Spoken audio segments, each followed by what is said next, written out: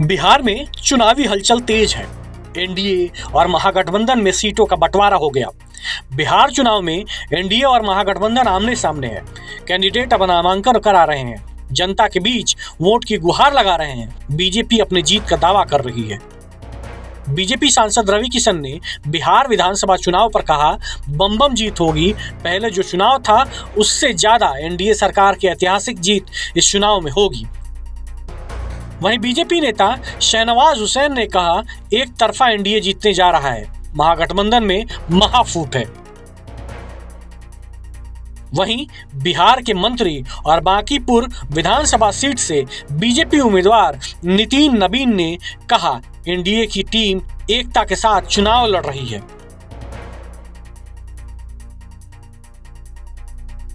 वहीं गोवा के मुख्यमंत्री प्रमोद सावंत ने बिहार विधानसभा चुनाव 2025 पर कहा, मुझे पूरा विश्वास है फिर एक बार बिहार में डबल इंजन की सरकार आ रही है।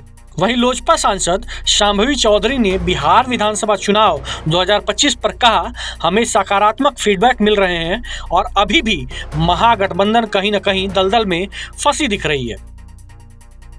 वहीं उत्तर प्रदेश के उप मुख्यमंत्री केशव प्रसाद मौर्य ने बिहार विधानसभा चुनाव 2025 पर कहा कि बिहार में 2025 में 2006 दोहराने की ओर हम बढ़ गए हैं। उधर सबको इस बात का इंतजार है कि 14 नवंबर को किसकी सरकार बनेगी।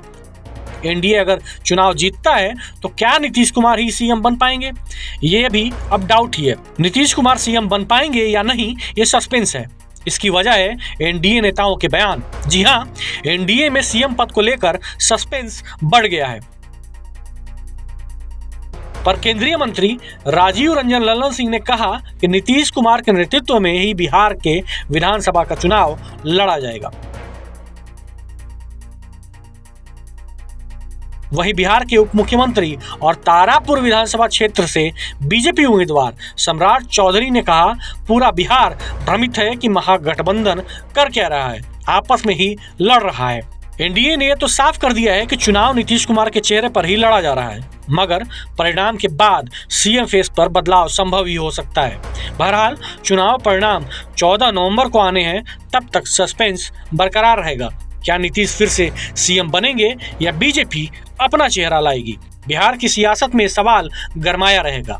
बिहार में 2 चरणों में चुनाव है। पहले चरण की वोटिंग 6 नवंबर तो दूसरे चरण की वोटिंग 11 नवंबर को है। चुनाव परिणाम 14 नवंबर को आएंगे।